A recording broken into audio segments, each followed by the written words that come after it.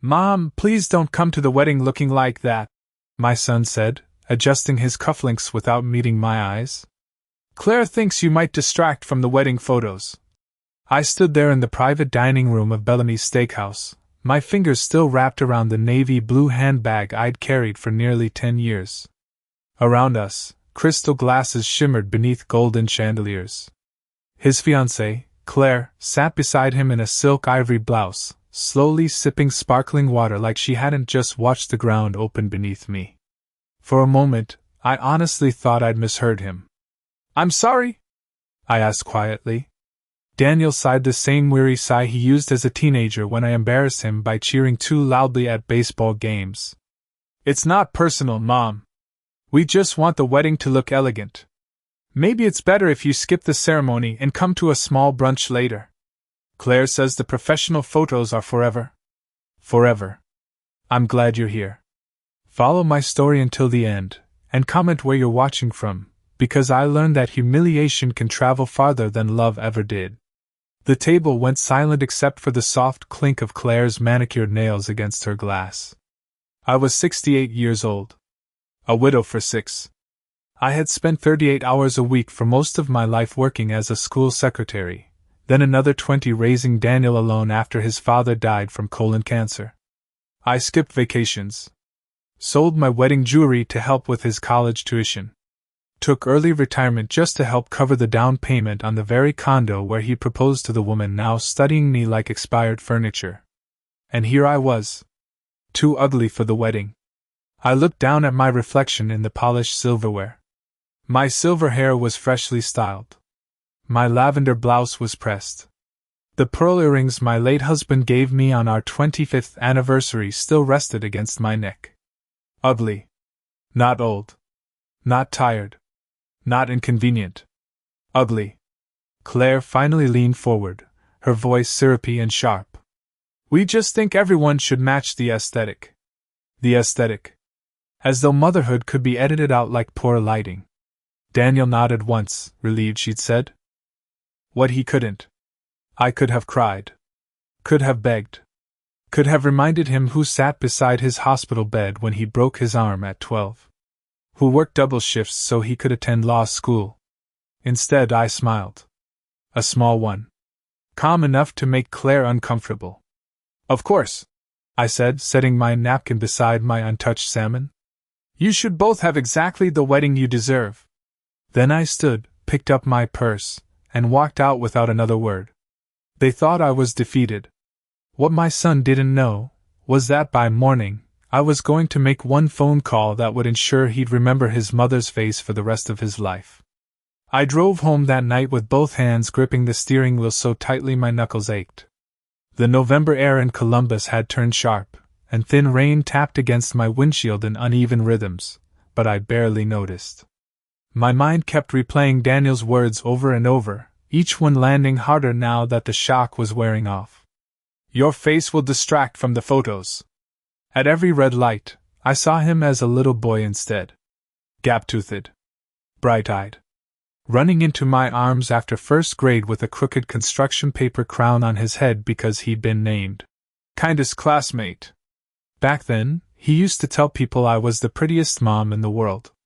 By the time I pulled into my driveway, my mascara had smudged slightly beneath my eyes, not from sobbing, because I refused to give them that, but from the quiet kind of grief that settles in your bones. My house looked exactly as it had for the past 32 years.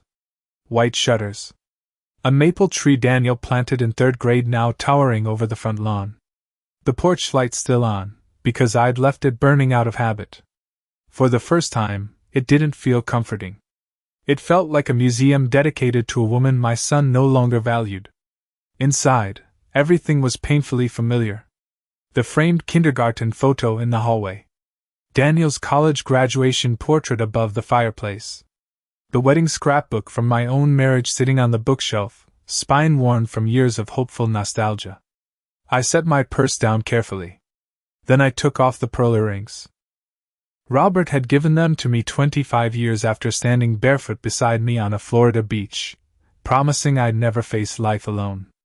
But Robert had been gone 6 years now.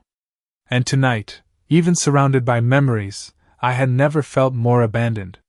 The silence in that house was different than widowhood silence. When Robert died, the silence had been grief. This was erasure. I walked upstairs and opened the cedar chest at the foot of my bed. Inside were decades of carefully preserved pieces of my life.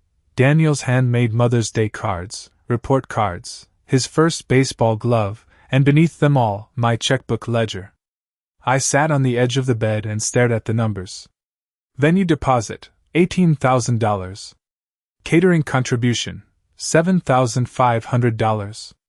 Wedding dress alteration, $1,200. Honeymoon upgrade to Santorini, paid in full. Apparently, the face they were ashamed of had paid for nearly every beautiful detail. A strange sound escaped me then. Not crying. Not laughter. Something colder. I reached for my reading glasses and opened the folder Claire had once cheerfully labeled Wedding Blessings, filled with invoices she'd asked me to cover because family helps family. Family. By midnight, my kitchen table was covered in receipts, contracts, and confirmation emails. By 1 a.m., I had highlighted every single payment attached to my bank account. And by 1:17, I found the one detail neither Daniel nor Claire had bothered to notice. Every major vendor contract was still legally under my name. I leaned back slowly. For the first time since dinner, my hands stopped shaking. They wanted perfect wedding photos. I looked around my quiet kitchen, at the bills, the proof, the years. Then I smiled.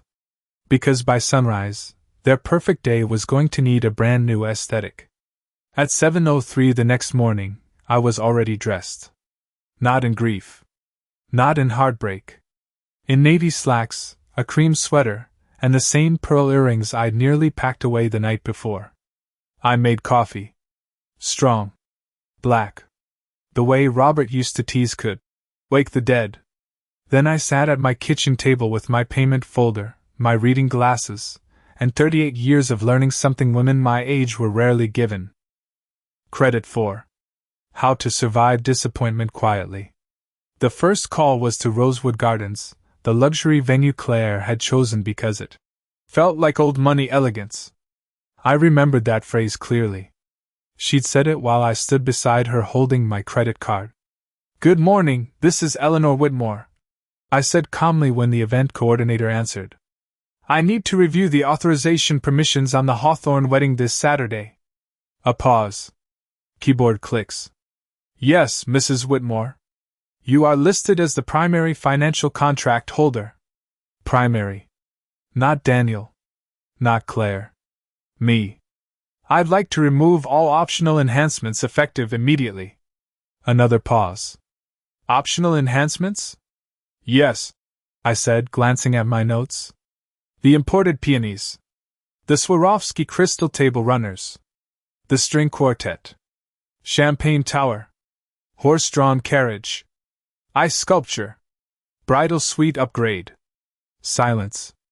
Then, "That would reduce the event presentation significantly." I smiled into my coffee. "That's all right. I'd hate for my face to distract from the aesthetic." By 8:15, nearly $23,000 in luxury extras had vanished. Non-refundable to Claire, of course. Refundable to me. My second call was to Bella Vita Bridal. The custom cathedral-length veil I had paid for, hand-beaded lace from Milan, was still awaiting final pickup. "I'll be collecting that personally," I said. By 9 o'clock, the Paris honeymoon suite had been downgraded from an oceanfront villa to a standard garden view room. By 9:40, the rehearsal dinner menu shifted from filet mignon and lobster to roast chicken and seasonal vegetables. I didn't cancel the wedding. I wasn't cruel. I simply removed every unnecessary luxury purchased by the woman deemed too unattractive to attend. Around 10:12, my phone finally rang. "Daniel." I let it ring twice before answering. "Mom! Claire is freaking out right now," he snapped. "Did you do something?" His voice wasn't concerned. It wasn't hurt. It was inconvenienced. I buttered my toast carefully before answering. "I adjusted what belonged to me." "You canceled things?" No, sweetheart, I said softly. I corrected a misunderstanding. Mom, this is insane. Insane. I thought of every overtime shift. Every birthday I made magical. Every bill I quietly paid so his life could look polished. No, Daniel, I said, my voice steadier than it had been in years. What's insane is telling your mother she's too ugly to witness the life she helped build. He went silent. For one brief second, I almost heard the little boy he used to be. But then Claire's voice shrieked in the background. My veil! Ask her about my veil! And just like that, there he was again. Her groom. Not my son. Mom, he said, colder now. You're ruining my wedding. I looked out the kitchen window at the maple tree he planted when he was 8. No, I said quietly. I'm just making sure it finally fits your vision. After I hung up, I sat very still. Not because I was doubting myself. Because for the first time in years, I was finally allowing myself to remember. The truth rarely arrives all at once. It comes in pieces. Quiet ones. Small enough to excuse until suddenly you can't. I thought back to the first time Claire made me feel like a decorative inconvenience instead of family. It was 3 years earlier, at Daniel's law firm holiday gala. I had spent 2 weeks searching for the right dress. Nothing flashy. Just elegant. Emerald green, knee-length, long sleeves. I even paid to have my hair professionally styled, something I almost never did. When I arrived, Daniel looked proud.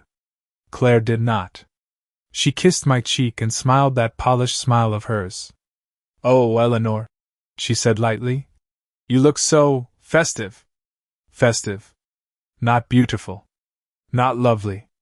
Festive, the way people describe wreaths or holiday napkins. That night, every photo posted online somehow excluded me. At the time, I told myself it was accidental. Then came Daniel's promotion dinner. Claire had insisted on handling reservations. She placed me at the far end of the table beside 2 retired neighbors of her parents, while she sat center stage next to Daniel. Better lighting for photos, she'd explained. I believed her. Or maybe I wanted to. Then there was the Sunday brunch she forgot to mention had been moved to a private country club. The bridal expo invitation that must have gotten lost. The mother-son dance discussion where Claire laughed and said, Oh, we're doing something more modern. Modern. Such a harmless word for erasure. One memory hit harder than the rest. 6 months ago, Daniel had come by to discuss wedding costs. He'd stood right in this kitchen, hands shoved awkwardly into his coat pockets, while Claire scrolled through floral designs on her phone. Mom, he'd said carefully, Claire's family is contributing appearances, but we were hoping you could help more financially. Appearances. I should have noticed then. Her family offered status. I offered sacrifice. And somehow sacrifice was easier to spend. I wrote the check anyway. Because that's what mothers like me do. We call it love when we should sometimes call it warning. By noon, I found myself standing in the hallway upstairs, staring at the framed photos lining the wall. Daniel at age 5 in rain boots. Daniel at 16 holding his driver's license.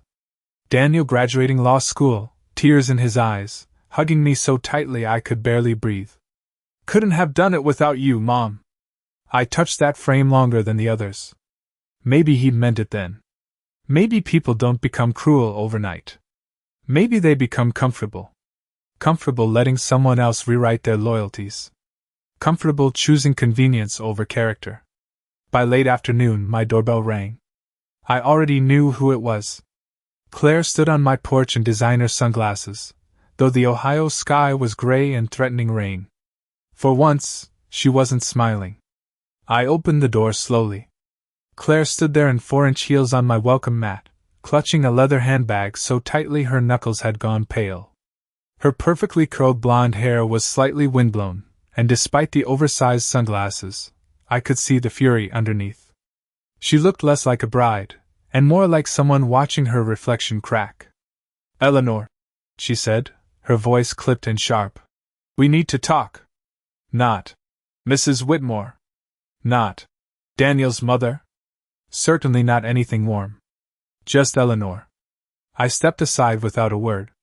She walked in like she still expected the house to belong emotionally to her future. But this wasn't Rosewood Gardens. There were no champagne towers here. No imported peonies. Just 32 years of memories, polished hardwood floors, and one woman she had badly underestimated. Claire remained standing in the foyer. I honestly cannot believe you do something this petty, she snapped, pulling off her sunglasses. Do you have any idea how humiliating this is? Humiliating. That word nearly made me laugh. I thought of Bellamy's. Of salmon growing cold on my plate, while my own son discussed my face like a stain on satin. Instead, I folded my hands calmly. You mean like being told I'm too ugly for my child's wedding? Her jaw tightened. That's not what Daniel meant. Then what exactly did he mean? She opened her mouth. Closed it. For the first time since I'd met her. Claire had no polished answer. So she pivoted. This day is important, she said, softening her tone just enough to sound strategic. We've worked so hard. People are flying in from everywhere. My parents are already asking questions. Ah. There it was. Not love. Not family. Image. I nodded slowly. And yet somehow, my humiliation wasn't a concern. Claire exhaled dramatically, like I was exhausting. You're being emotional. That word. Women like Claire loved that word. It was what people said when they wanted your pain to sound irrational. I walked past her into the kitchen and pulled open the folders still sitting on my table. Invoices. Contracts. Receipts. I slid them toward her one by one. The venue upgrades? Me. The veil? Me. The honeymoon suite? Me. The rehearsal dinner? Also me. Her eyes moved quickly now. Not angry anymore. Calculating. And then, worried. You can't seriously be doing this over one misunderstanding. I looked directly at her. No, Claire. I'm doing this because that misunderstanding revealed exactly how little respect either of you has for the woman financing your fairy tale. Before she could respond, another voice came from the front door. Mom? Daniel. He must have arrived while we were talking.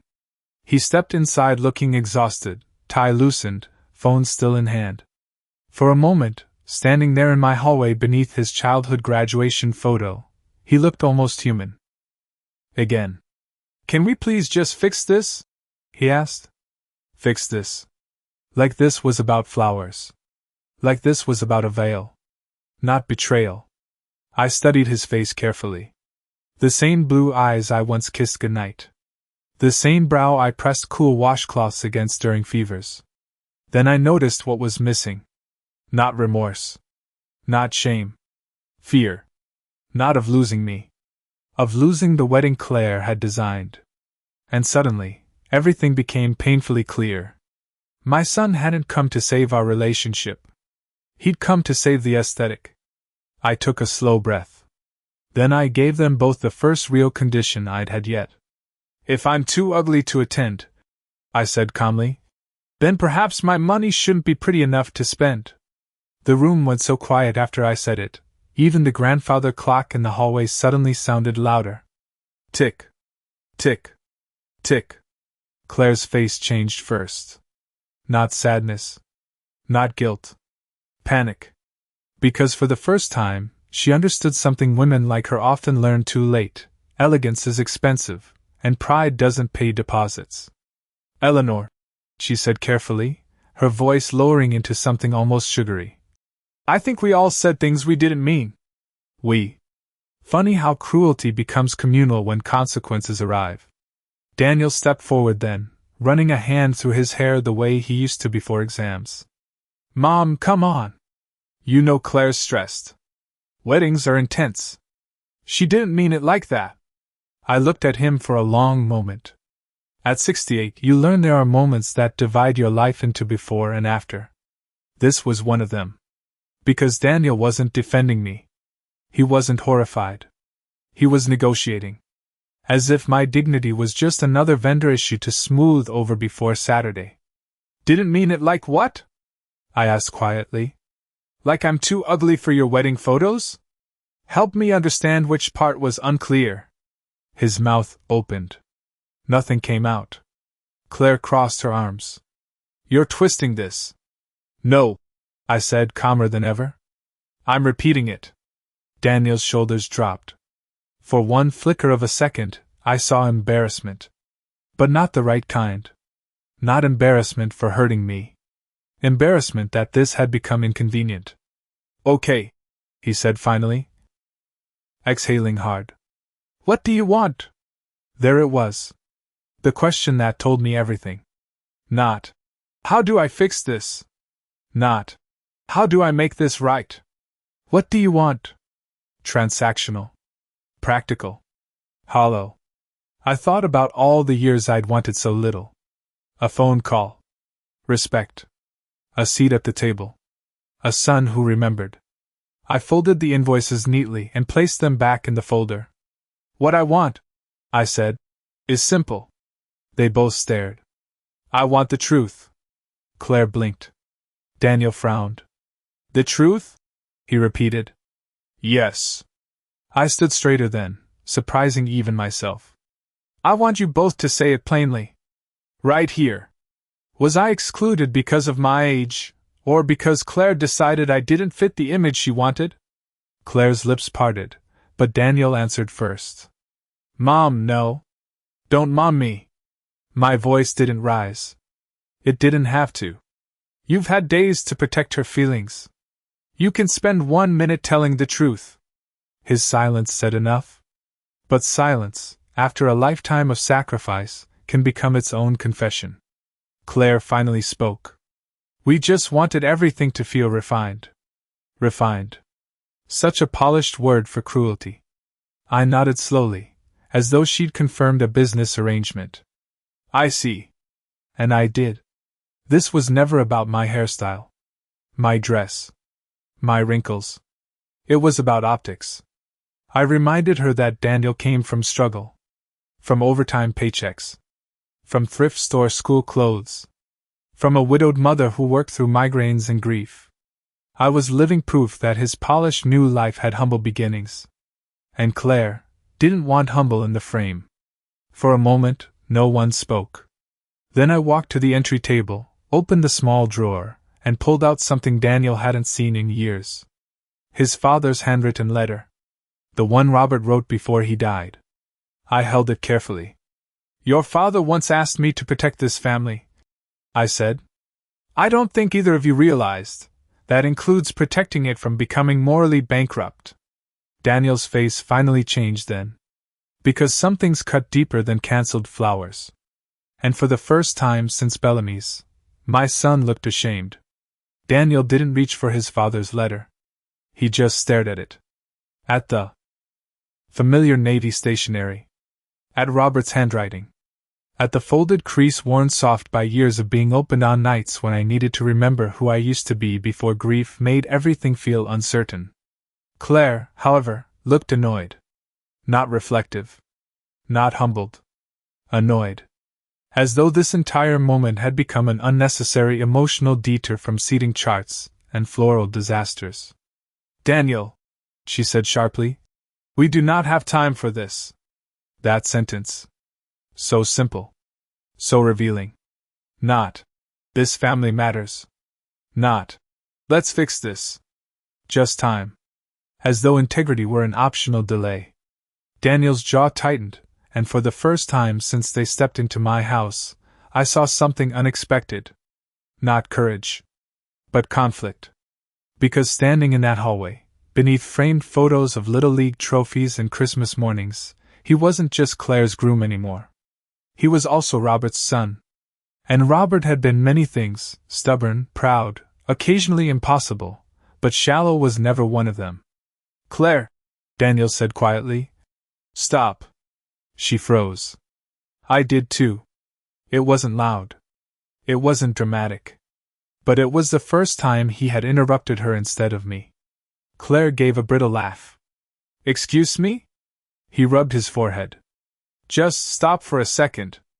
Her face hardened the way expensive glass does before it shatters.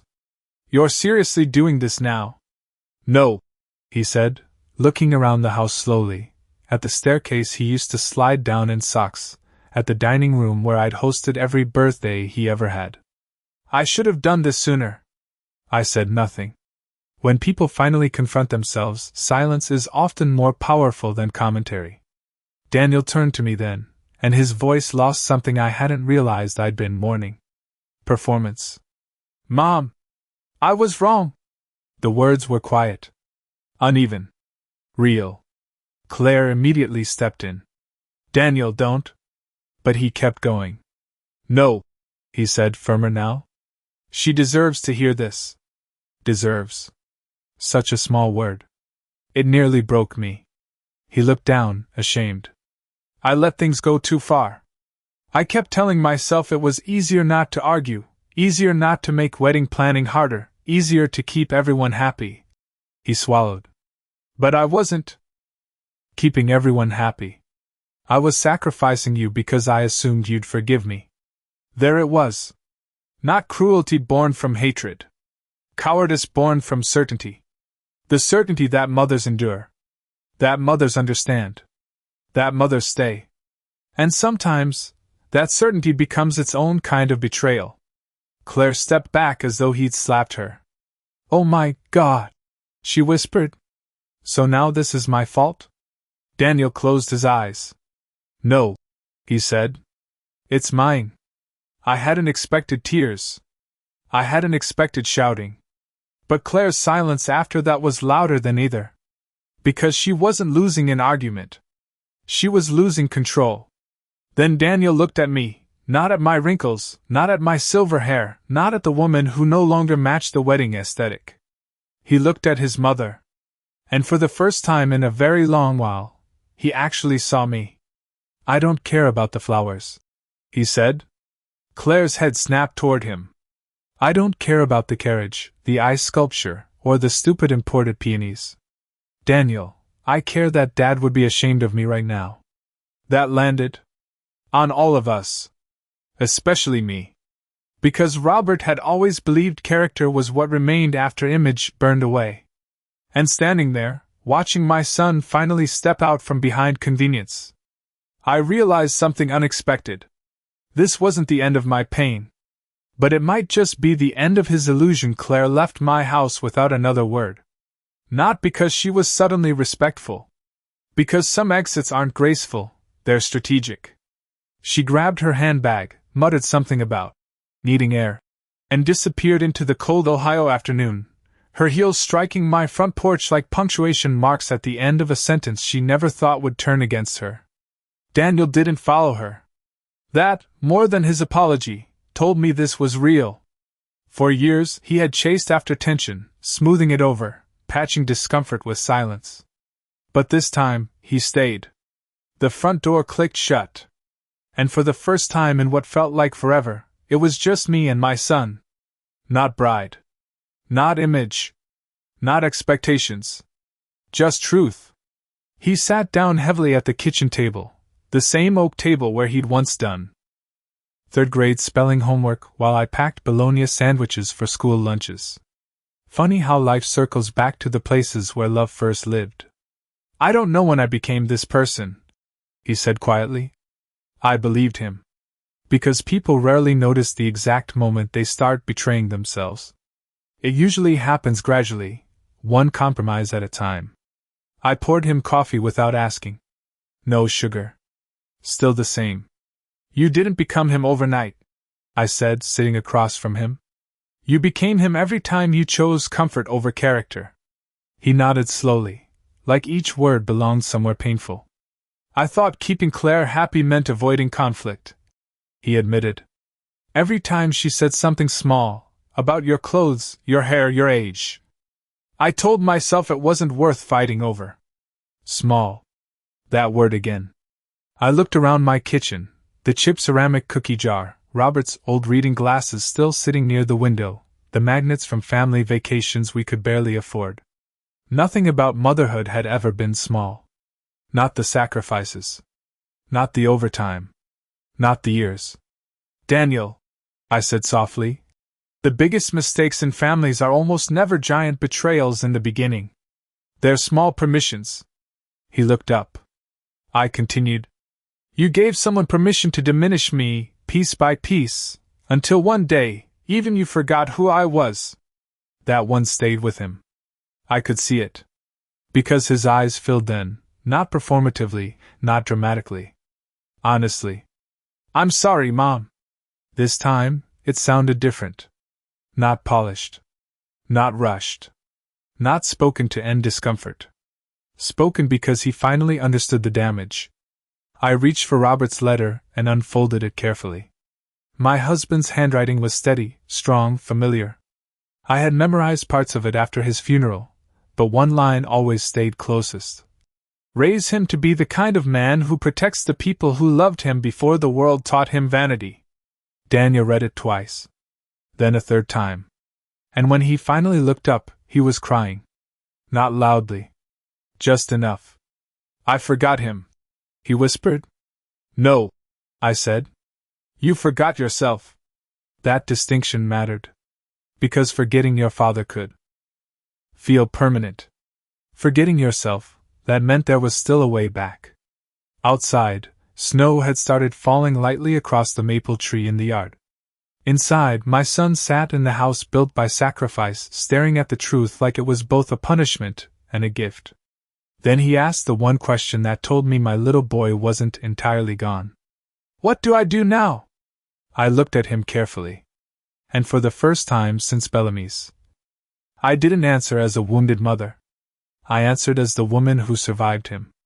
You decide, I said, whether this wedding is about love or performance.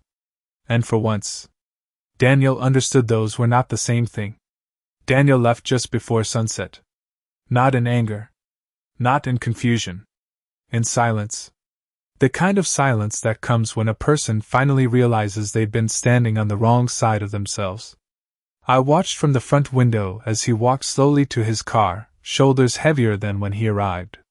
Snow dusted the windshield he'd forgotten to clear, and for a moment, he looked less like a successful attorney heading back to wedding chaos, and more like the boy who used to stand at the bus stop after getting caught in a lie. Lost. By 8 o'clock that night, my phone began buzzing. First Claire. Then her mother. Then Daniel's best man. Then the wedding planner. I ignored them all.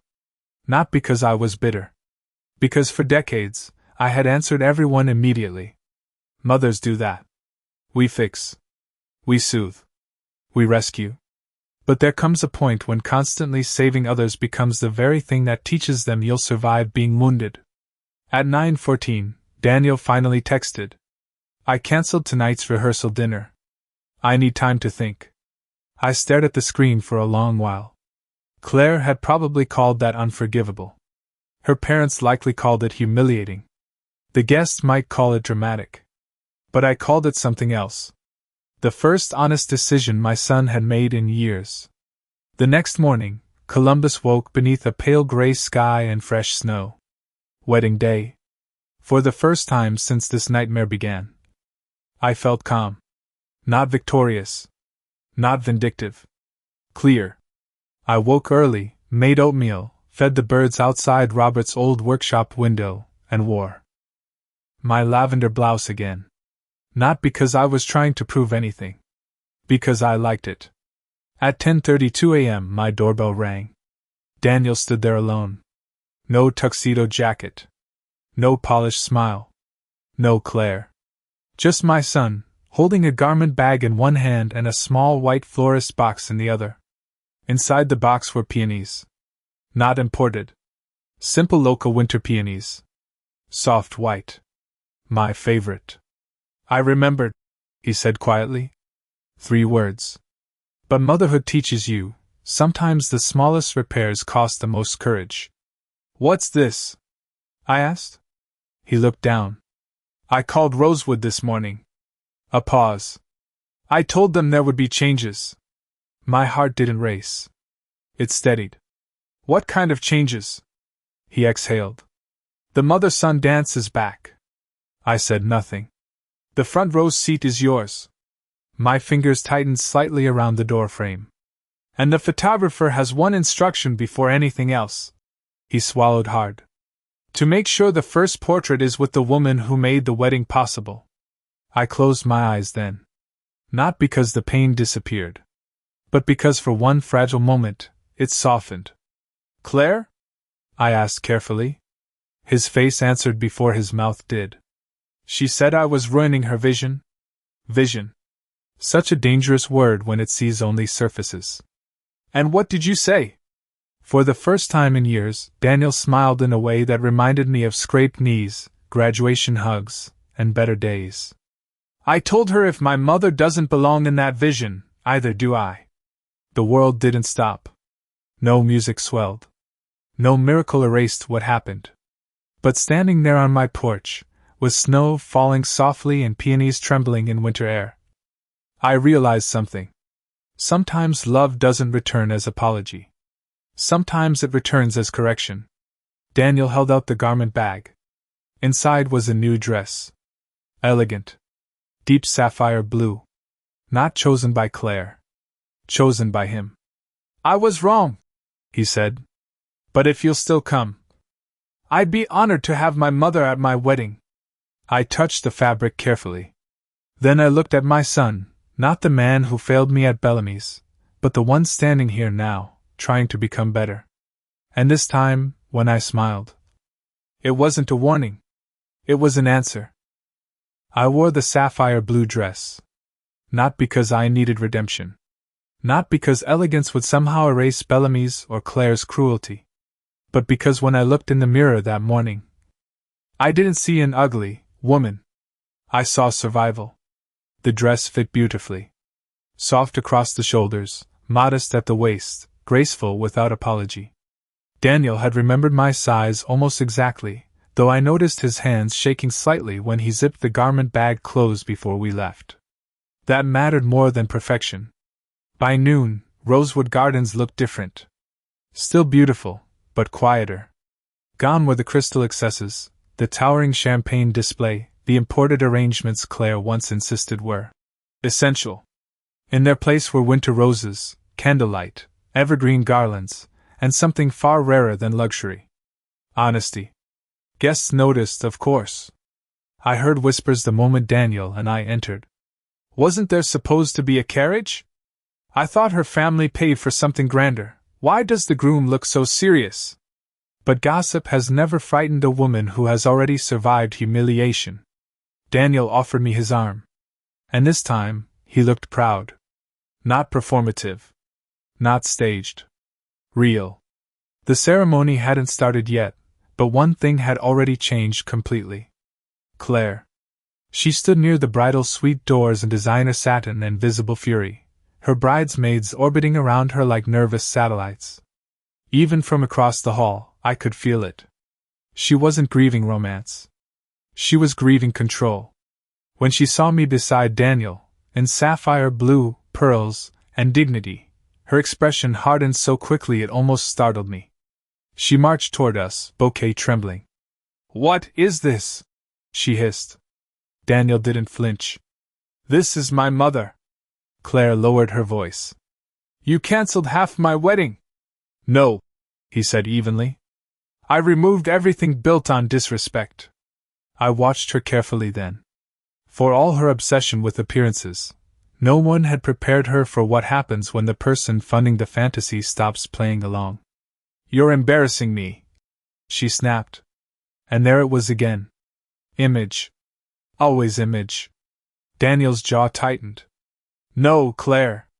I embarrassed myself when I let you convince me the woman who raised me didn't belong here.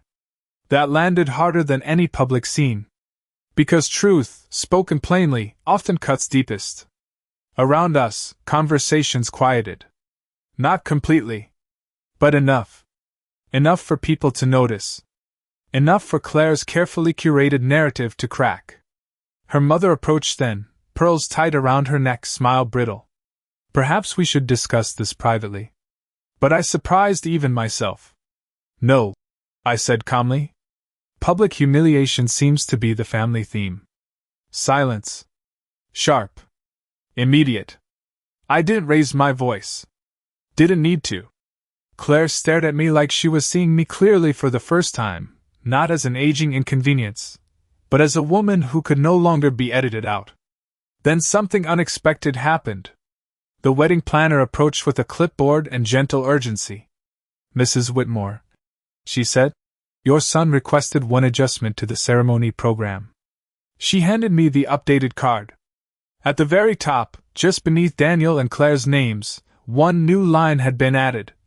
"In loving memory of Robert Whitmore, and in honor of Eleanor Whitmore, whose sacrifices built this day." My breath caught. Not because I needed recognition, but because after all the years of quiet giving, my son had finally chosen acknowledgement over aesthetics. I looked at Daniel. Really looked. And there, standing beneath winter florals and the consequences of his own mistakes, was not a perfect man. But perhaps, once again, an honorable one. The ceremony began 20 minutes late. Not because of weather. Not because of flowers. Because Claire had locked herself inside the bridal suite. At first, guests whispered politely, "Poor thing, nerves. Weddings are emotional." But by then, I understood Claire better than most people in that ballroom ever would. This wasn't nerves. This was what happened when someone who built their identity on control suddenly realized control could be revoked. From where I sat in the front row, yes, the front row, I could hear fragments through the closed suite doors. "This is humiliating. I can't walk out there like this. Do you know what people are saying? Still not. Do I love him? Still not. Did I hurt his mother? Just people. Just perception. Just performance." Beside me, Daniel stood near the window in his tuxedo, hands clasped so tightly I could see the tension in his wrists. For the first time in his life, my son wasn't choosing the easiest woman in the room. He was choosing the hardest truth. After nearly 15 minutes, Claire's father entered the suite. Then her mother. Then silence. Heavy silence. The kind that usually precedes either collapse or clarity. When the doors finally opened, Claire stepped out looking flawless. Of course she did. Hair perfect. Makeup untouched. Sat impressed. But I've lived long enough to know appearances can survive moments that character cannot. She walked toward Daniel slowly, every eye and rosewood following. And then, she stopped. Right in front of him. "I need to ask you something," she said, her voice low but sharp enough to carry. Daniel nodded once. Claire glanced at me. Not subtly. Directly. "If your mother and I disagree again in the future, will it always be like this?" There it was. Not apology. Not accountability. A negotiation. Even here. Even now. Would she be marrying a husband, or reclaiming influence? The old Daniel would have softened. Compromised. Smoothed. But grief, shame, and truth had apparently done what motherhood alone could not. They had made him honest. "No," he said clearly. Claire blinked. A flicker of relief crossed her face too soon. Then he finished. "It'll be like this any time someone asks me to dishonor the people who loved me before success did." I heard an audible inhale somewhere behind me. Small. Sharp. Collective. Because sometimes a wedding vow begins before the altar. Claire's face changed. Not shattered. Calculated. She was measuring. Adapting. Deciding whether this version of Daniel still fit the life she wanted. And in that moment, I finally understood something freeing. This wedding was no longer my battlefield. It was theirs. To my surprise, Claire straightened her shoulders. Then, slowly, she turned to me. Not warmly, but deliberately. "I was cruel," she said. The words looked expensive coming out of her. As though humility cost her something. Maybe it did. I let appearances matter more than gratitude. Rosewood went so quiet you could hear candle flames shifting. She wasn't transformed. I'm not naive. One apology doesn't erase character flaws. But truth, however reluctant, is still truth. Then she added, "And whether or not you forgive me, you deserve better." Now that I hadn't expected. I studied her face carefully. For once, no polished superiority. No smugness. Just discomfort. Human discomfort. I gave her the only answer age had taught me was honest. Then make sure better becomes your pattern. Not dramatic. Not cruel. A boundary. She nodded. And just like that, the music began. No carriage. No crystal spectacle. No imported illusion. Just strings. Candlelight. Winter roses. And as Daniel took his place at the altar, he looked once toward me. Not for approval. For grounding. I placed my hand over Robert's letter in my purse and smiled. Because my son hadn't become perfect. But before God, family, and consequence, he had finally become recognizable again. The ceremony itself was simple. And somehow, that made it unforgettable. No ice sculpture. No horse-drawn carriage. No towering champagne fountain designed for photographs strangers would scroll past in seconds. Just candlelight flickering against winter glass. Soft strings rising through rosewood gardens. White roses. Evergreen.